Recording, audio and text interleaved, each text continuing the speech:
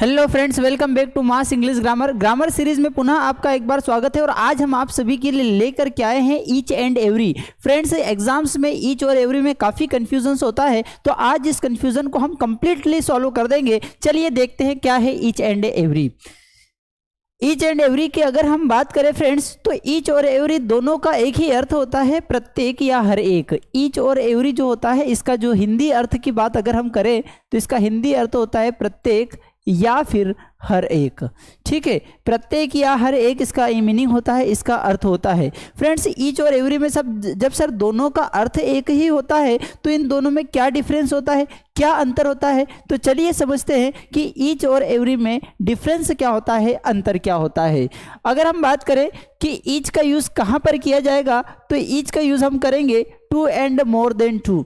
जब हम दो लोगों की बात कर रहे हैं या फिर दो से अधिक लोगों की बात कर रहे हैं, और ऐसी स्थिति में अगर हम कह रहे हैं कि प्रत्येक व्यक्ति ने यह काम किया, हर एक व्यक्ति ने काम किया, एक व्यक्ति ने यह कार्य किया, इट मीन्स जब हम दो लोगों की बात कर रहे हैं या दो से अधिक की बात कर रहे हैं, तो ऐसी स्थिति में हम ईच का यूज़ कर सकते हैं। फ्रेंड्स, ईच और एवरी के में डिफरेंस की अगर हम बात करें तो ईच और एवरी में एक और बहुत ही प्यारा सा डिफरेंस होता है, वो सभी समझ लेंगे कि आखिरकार ये डिफरेंस क्या होता है। देखिए, ईच जो डिफरेंस सजेस्ट करता है या ईच जो बताता है, वो बताता है कि इंडिविजुअल व्यक्ति तक की बात होती है। जब हम कहते हैं कि हर एक व्यक्ति ने यह काम किया, तो इट मीन्स इसमें से एक भी नहीं छूटा है, और प्रत्येक व्यक्ति ने, प्रति एक व्यक्ति ने, हर एक व्यक्ति ने, किसी ग्रुप में अगर मैं कहता हूँ कि हर एक व्यक्ति ने काम किया, इट मीन्स इसका अर्थ होता है कि वहाँ पर एक भी व्यक्ति नहीं छूटा है। कब? जब मैं ईच का यूज़ कर रहा हूँ। ठीक है, और जब मैं कहता हूँ कि एवरी, इसका मतलब होता है ग्रुप में प्रत्येक ने काम किया है, हम मोटे तौर पर बोल रहे हैं, लेकिन बीच में छूट भी सकते हैं, मतलब 100% अश्योर्ड और इंडिविजुअल लेवल पर बात नहीं हो रही है। तो ईच और एवरी का मतलब क्या होता है, तो ईच और एवरी का मतलब होता है प्रत्येक या फिर हर एक।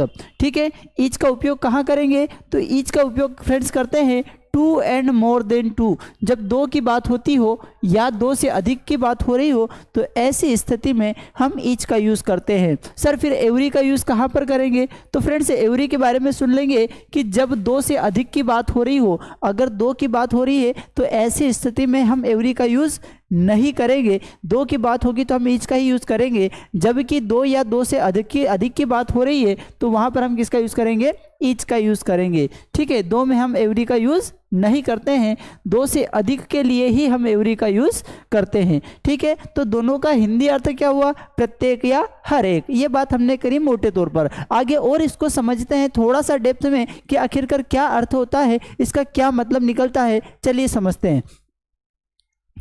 ईच का प्रयोग प्रत्येक निश्चित संख्या, ईच का प्रयोग कहाँ पर होगा, प्रत्येक निश्चित संख्या हेतु, तथा एवरी का प्रयोग अनिश्चित संख्या हेतु किया जाएगा। मतलब जब हम कहते हैं कि each student, each boy, each girl, मतलब अर्थ यह होता है कि हर एक व्यक्ति, मतलब 100% निश्चितता की बात हो रही है। लेकिन जब मैं बोलता हूँ कि एवरी स्टूडेंट, वहाँ पर 100% श्योरिटी नहीं है, वहाँ पर 100% से कम हो सकते हैं। तो जब हम प्रत्येक की बात कर रहे हैं, हर एक की बात कर रहे हैं, एक की बात कर रहे हैं, तो ऐसी स्थिति में हम फ्रेंड्स ईच का यूज करते हैं। आगे हम समझते हैं, ईच एंड एवरी दोनों का अर्थ समान है। जैसे कि हमने बताया कि भैया क्या है, हर एक, एक, दोनों का अर्थ समान है। ईच का प्रयोग दो से अधिक के लिए भी होता है, जबकि एवरी का प्रयोग किसके लिए, दो से अधिक के लिए नहीं होता है। ठीक है, ईच का प्रयोग, हाँ, ईच का प्रयोग दो से अधिक के लिए भी होता है। मतलब जब ईच की बात करेंगे तो दो से अधिक के लिए भी बात की जा सकती है। ठीक है, लेकिन एवरी का प्रयोग दो से अधिक के लिए ही होता है। जैसे ईच ऑफ द 10 स्टूडेंट्स, देखिए फ्रेंड्स, यहाँ पर 10 स्टूडेंट्स की बात हो रही है। ठीक है, तो 10 स्टूडेंट के लिए हमने क्या लगा लिया, ईच का यूज़ कर लिया। Every candidate was given a certificate, हर एक कैंडिडेट को सर्टिफिकेट दिया गया, हर एक कैंडिडेट को सर्टिफिकेट दिया गया। मतलब यहाँ पर कोई कैंडिडेट छूट भी सकता है। ठीक है, each of the 2 girls gets a prize.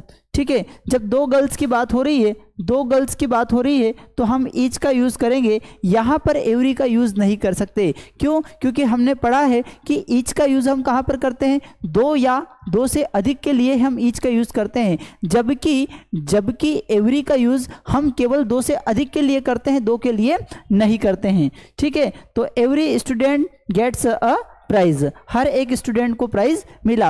अब friends grammatical point of view से एक बात ध्यान रखेंगे कि जब भी ईच और एवरी की बात आएगी, जब भी ईच और एवरी की बात आएगी तो इनके साथ जो वर्ब यूज़ की जाएगी या जो नाउन यूज़ की जाएगी वह सिंगुलर नाउन यूज़ होगी, और जो वर्ब यूज़ होगी वर्ब भी सिंगुलर वर्ब का यूज़ करेंगे। वर्ब भी कौन सी होगी? सिंगुलर वर्ब का उपयोग करेंगे। बात समझ में आ गई? आगे समझते हैं।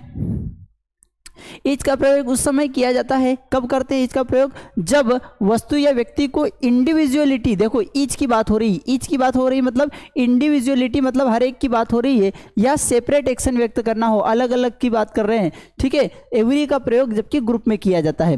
जब मुझे कहना है कि भैया हर एक विद्यार्थी ने अपना 100% दिया, अगर ये इस तरीके का मैं स्टेटमेंट बोल रहा हूँ और मेरी मंशा कहने की यह है कि एक भी बच्चा नहीं छूटा है, तो फिर इस स्थिति में हम ईच का यूज़ करेंगे। लेकिन मैं बोल रहा हूँ कि भैया हर एक विद्यार्थी ने 100% दिया, लेकिन मैं खुद भी उस चीज़ को लेकर अश्योर्ड नहीं हूँ कि सभी ने एक ने दिया है, तो फिर ऐसी स्थिति में हम एवरी का यूज़ करेंगे। जब मैं ग्रुप की बात कर रहा हूँ कि सभी ने, तो वहाँ पर एवरी का यूज़ किया जाएगा, और जब मैं बात कर रहा हूँ कि हर एक बच्चे ने, प्रति बच्चे ने, तो फिर ऐसी स्थिति में हम ईच का यूज़ करेंगे। तो ईच का यूज़ इंडिविजुअल या सेपरेट लेवल पर किया जाता है, जबकि एवरी का यूज़ हम ग्रुप के स्तर पर करते हैं। Each student was given certificate, भैया प्रत्येक स्टूडेंट को सर्टिफिकेट दिया गया, मतलब एक भी बच्चा नहीं छूटा, ठीक है। Each student went to meet the chairman, chairman को मिलने के लिए हर एक बच्चा गया था, मतलब एक भी बच्चा नहीं छूटा। Every student has a book, हर एक बच्चे के पास बुक है, इसका मतलब कोई बच्चा छूट भी सकता है। जब एवरी का यूज़ किया मतलब कोई बच्चा छूट भी सकता है, लेकिन जब ईच का यूज़ कर रहे हैं मतलब एक भी बच्चा नहीं छूटा है, ठीक है। एवरी स्टूडेंट वॉज हैप्पी, हमने देख करके कहा कि हर बच्चा खुश था, लेकिन 100% श्योर नहीं है, इसलिए यहाँ पर एवरी का यूज़ किया। लेकिन अगर हम 100% श्योर होते कि एक भी बच्चा मतलब दुखी नहीं था, हर एक बच्चा हैप्पी था, प्रति बच्चा हैप्पी था, तो फिर वहाँ ईच का यूज़ करेंगे। लेकिन we are not sure 100%, that's why use here every, ठीक है। तो एवरी का यूज़ करेंगे, हम सभी के लिए यूज़ करते हैं, लेकिन जब हम 100% श्योर नहीं हो, और लेकिन जब 100% श्योर हो कि प्रति बच्चे ने, हर एक बच्चे ने कोई काम किया है, तो फिर हम ईच का यूज़ करते हैं। आगे समझते हैं। ईच एक प्रोनाउन है। ईच क्या है भैया? एक प्रोनाउन है एवं एक एडजेक्टिव भी है। ईच जो है वह प्रोनाउन का काम भी कर सकता है और एडजेक्टिव का काम भी कर सकता है। ईच जो है वो प्रोनाउन का काम भी कर सकता है और एडजेक्टिव का काम भी सब कर सकता है। अतः ईच के बाद ऑफ का प्रयोग किया जा सकता है, लेकिन एवरी केवल एडजेक्टिव है, अतः एवरी के बाद ऑफ का प्रयोग करना गलत होगा। चलिए समझते हैं। जैसे हमने बोला कि टीचर्स में से हर एक, ईच ऑफ द टीचर, तो यहाँ पर ईच जो है फ्रेंड्स यह एक प्रोनाउन है। यह एक क्या है? प्रोनाउन है। जबकि एवरी ऑफ द टीचर से जब लिखते हैं तो यहाँ पर एवरी भी एक प्रोनाउन हो जाता है, और हमने कहा है कि जो एवरी है वह प्रोनाउन का कार्य नहीं करता है। एवरी जो है फ्रेंड्स वह प्रोनाउन का कार्य नहीं करता। तो फिर ऐसी स्थिति में कैसे समझा जा सकता है उसको? तो यह कहा जा सकता है कि हम इसको इस तरीके से लिख सकते हैं कि एवरी स्टूडेंट,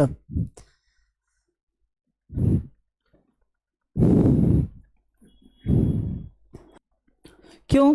क्योंकि स्टूडेंट यहाँ पर क्या हो गया? नाउन हो गया, और एवरी क्या हो गया? एडजेक्टिव है। तो फ्रेंड्स एवरी केवल एडजेक्टिव का काम कर सकता है। एवरी केवल एडजेक्टिव का काम कर सकता है, प्रोनाउन का काम नहीं कर सकता है। प्रोनाउन की क्या पहचान है? कि जब प्रोनाउन होता है तो प्रोनाउन के बाद ऑफ का यूज़ किया जा सकता है, ठीक है। एडजेक्टिव के बाद हम ऑफ का यूज़ नहीं करते, इसलिए हमने ईच के बाद ऑफ जब लगाया तो इसे करेक्ट माना। क्यों करेक्ट माना? क्योंकि ईच हमारा क्या है? प्रोनाउन है। लेकिन अगर हम एवरी की बात करें, अगर बात करें तो एवरी केवल क्या है? एडजेक्टिव है, प्रोनाउन नहीं है, इसलिए एवरी के बाद ऑफ का यूज़ नहीं किया जा सकता, ये इनकरेक्ट हो जाता है। आगे समझते हैं कि ईच एंड एवरी दोनों इस तरह का प्रयोग से अधिक हेतु किया जा सकता है, लेकिन ईच का प्रयोग करना होता है। ईच एंड एवरी दोनों का प्रयोग इस तरह का प्रयोग दो से अधिक हेतु किया जा सकता है। भैया ईच और एवरी का जब बात करते हैं तो हम दो से अधिक के लिए उपयोग कर सकते हैं, जैसे each and every student received a prize. लेकिन ये बात किसकी कर रहे हैं? ईच एंड एवरी भले यहाँ पर लगा दिया जाए, लेकिन ये स्टूडेंट जो रहेगा यह सिंगुलर ही रहेगा, यह हमेशा क्या रहेगा? सिंगुलर रहेगा, ठीक है। ध्यान रखना है एक बात, क्या थोड़ी देर पहले हमने बताई थी कि ईच और एवरी के बाद, ईच और एवरी के बाद हमेशा सिंगुलर का यूज़ किया जाता है। ईच और एवरी के बाद हमेशा सिंगुलर का यूज़ किया जाता है। आई होप आप सभी को समझ में आया होगा ईच एंड एवरी। ठीक है, तो क्या बात हुई कि ईच और एवरी जो है, इसको अगर हम क्विक रिवीजन की बात करें ईच एंड एवरी को, तो देखते हैं ईच और एवरी दोनों का अर्थ क्या होता है। दोनों का अर्थ होता है फ्रेंड्स प्रत्येक या फिर हर एक। दोनों का अर्थ क्या होता है, प्रत्येक होता है या फिर हर एक होता है। ठीक है, ईच का प्रयोग दो और दो से अधिक के लिए करते हैं, जबकि एवरी का उपयोग केवल हम दो से अधिक के लिए करते हैं। ठीक है, ईच एंड एवरी दोनों का अर्थ समान है। ईच का प्रयोग दो से अधिक के लिए भी होता है, जबकि एवरी का प्रयोग दो से अधिक के लिए ही होता है। ठीक है, उसके बाद आगे हम बात करें तो ईच का प्रयोग उस समय किया जाता है जब वस्तु व्यक्ति को इंडिविजुअली, जब सेपरेट लेवल पर बात होती है तो ईच का यूज़ किया जाता है, जब ग्रुप की बात होती है तो एवरी का यूज़ किया जाता है। ठीक है, ईच एक प्रोनाउन है। ईच क्या है, एक प्रोनाउन है, और ईच एक प्रोनाउन भी है और एडजेक्टिव भी है, जबकि एवरी केवल एडजेक्टिव है, ये प्रोनाउन नहीं है। ईच एंड एवरी दोनों को इस तरह प्रयोग दो से अधिक हेतु किया जा सकता है कि ईच एंड एवरी, लेकिन इनके बाद जो नाउन रहेगी वो हमेशा क्या रहेगी, सिंगुलर रहेगी। तो आई होप आप सभी को समझ में आया होगा। ठीक है, और अगर आप किसी भी कॉम्पिटिटिव एग्जाम की तैयारी कर रहे हैं तो आप हमारा all in one English grammar course join कर सकते हैं। सर ये कोर्स हमें कहाँ मिलेगा, तो फ्रेंड्स आपको जो ये कोर्स हमारा मिलेगा, ये मास स्टडी ऐप आपको डाउनलोड करना पड़ेगा। जो ये मास स्टडी ऐप जो दिख रहा है ना, ये इस तरीके का कुछ लोगो मिलेगा आपको प्ले स्टोर पर जब भी आप सर्च करेंगे, या फिर जो भी आईफोन यूज़र है वहाँ का जो स्टोर है उस पर आप सर्च करेंगे मास स्टडी, तो कुछ इस तरीके का लोगो आपको मिलेगा। इस लोगो के माध्यम से आपको डाउनलोड करना है। हमारे अलग अलग प्लेटफॉर्म हैं। हमारा एक यूट्यूब चैनल है मास स्टडी, ये डिवोटेड है स्पोकन इंग्लिश को लेकर के। ठीक है, तो अगर अपनी स्पोकन इंग्लिश इंप्रूव करना चाहते हैं तो इसको ज्वाइन कर सकते हैं। मास इंग्लिश ग्रामर जो डिवोटेड है केवल इंग्लिश ग्रामर को लेकर के। कमलेश सर ऑफिशियल्स पे आपको अलग अलग मोटिवेशनल चीज़ें मिलती रहती है। मास इंग्लिश होम जो है वो डिवोटेड है प्रैक्टिस को लेकर के, इंग्लिश प्रैक्टिस को लेकर के। ठीक है, हमारा फेसबुक पेज भी है मास स्टडी, इसे भी आप सर्च कर सकते हैं। ठीक है, अगर आप इंस्टाग्राम यूज़र है तो इंस्टाग्राम पर भी हमारे अलग अलग पेजेस बने हुए हैं। Mass study 2025, Kamlesh Yadav sir 2025 official, mass study official. ठीक है, तो अलग अलग हमारे। और हाँ फ्रेंड्स, सर टेलीग्राम जरूर डाउनलोड कर लीजिएगा। टेलीग्राम पर आपको अलग अलग पीडीएफ्स और जो भी हम पढ़ रहे हैं उसकी पीडीएफ प्राप्त हो सकती है। ठीक है फ्रेंड्स, तो आई होप आप सभी को ठीक ठाक लगा होगा, समझ में आ गया। अगर आपको थोड़ा बहुत समझ में आया है तो आप लाइक शेयर एंड सब्सक्राइब जरूर कीजिएगा। Thank you.